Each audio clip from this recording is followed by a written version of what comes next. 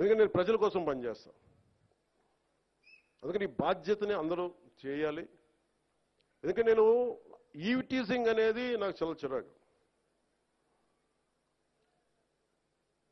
నిస్సహాయ స్థితిలో ఉన్న ఆడపిల్లల్ని వేధించడం అనేది మగతనం కాదు. అది మీరు మగతనం కావాలంటే జిమ్నాస్టిక్స్కి వెళ్ళండి. మీరు మగతనం ప్రూవ్ చేయాలంటే దేశం కోసం ఒళ్ళుంచి ఆర్మీలో జాయిన్ అవ్వండి. ఆడపిల్లల్ని ఏడిపించి అది మగతనం అంటే తొక్కి నారత్తిస్తాం, పిచ్చ పిచ్చ వేషాలు వేస్తాం. ఎందుకంటే ప్రతి ఇంట్లో ఆడపిల్లలు ఉన్నారు. తల్లి లేకుండా మనుగడ లేదు సృష్టిలో. మీరు ఆడబిడ్డలకి పోలీస్ శాఖ కూడా నేను చాలా బలంగా చెప్తా ఉన్నాను. ఇంకొకసారి నాకు ఈవ్ టీజింగ్ అనేది నాకు కనిపించకూడదు పిఠాపురంలో. This is my directive. ఎందుకంటే నా నియోజకవర్గాన్ని నేను సవ్యంగా చేసుకోలేనప్పుడు, నా నియోజకవర్గాన్ని నేను సరిగ్గా కాపాడుకోలేను, నా డిప్యూటీ ముఖ్యమంత్రి పదవి దేనికి, అధికారులు ఉండడం దేనికి?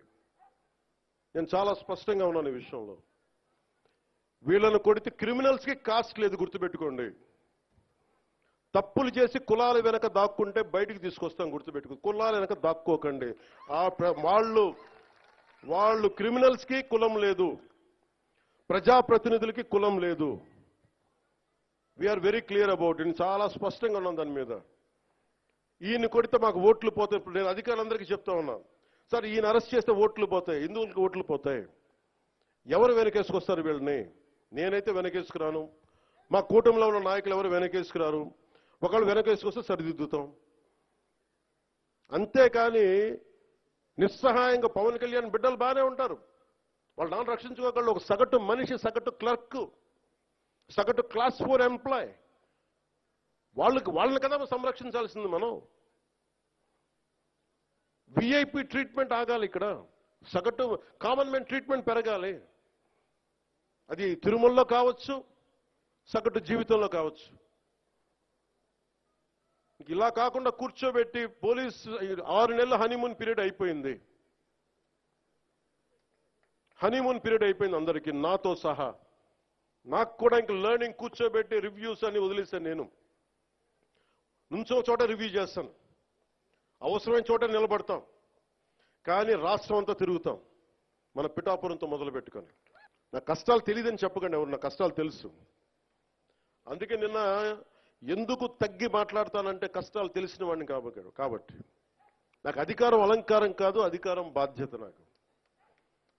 కానీ నాకు పిఠాపురం బాగుండాలి. నేను చాలా చాలా స్పష్టంగా ఉన్నాను. లా అండ్ ఆర్డర్ కనుక ఎవరన్నా సరే ఇష్టరాజ్యంగా, ఎవరన్నా సరే ఇష్టం వచ్చినట్టు చేస్తే తొక్కి నారత్తిస్తాను ఒక్కొక్కరికి. మా ఇష్టం కుదరదట్లా.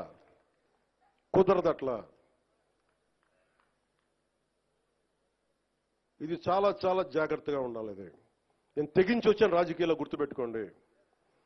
గుండాలకి చంపేస్తానంటారు నన్ను.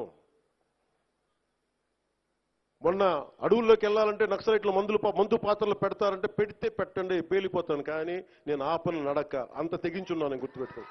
పోలీస్ వ్యవస్థ ఏం చెప్తారు, సార్ అక్కడ వెళ్తే మీరు మందు పాత్రలు ఉంటాయి, ఇబ్బంది పెడతారు, భయపెడతారు. భయపడేవాడిని రాజకీయాల్లోకి రాకూడదు. మంచి చేయాలని వచ్చాను, నాకు భయం లేదు నాకు. అంటే ఇంత తెగించిన వాడిని ఆకు రౌడీలు కానీ, చిల్లర వేషాలు వేసేవాళ్ళు కానీ నేను భయపడతానా? అందుకని చాలా జాగ్రత్తగా ఆలోచించి అందరూ దయచేసి మసలండి. ఎందుకంటే నేను తెగించానంటే మటుకు ఇంకెవరు తెగించరు, అంత పిచ్చగా తెగిస్తాను నేను. ఎందుకంటే నేను నిన్న ఎందుకు క్షమాపణ చెప్పాలి? ఎందుకు క్షమాపణ చెప్పాలి?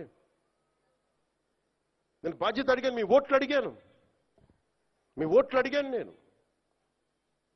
తిరుమల డైరెక్ట్గా నాకు సంబంధం లేకపోవచ్చు, కానీ నేను దాంట్లో భాగస్వామ్యం ప్రభుత్వంలో.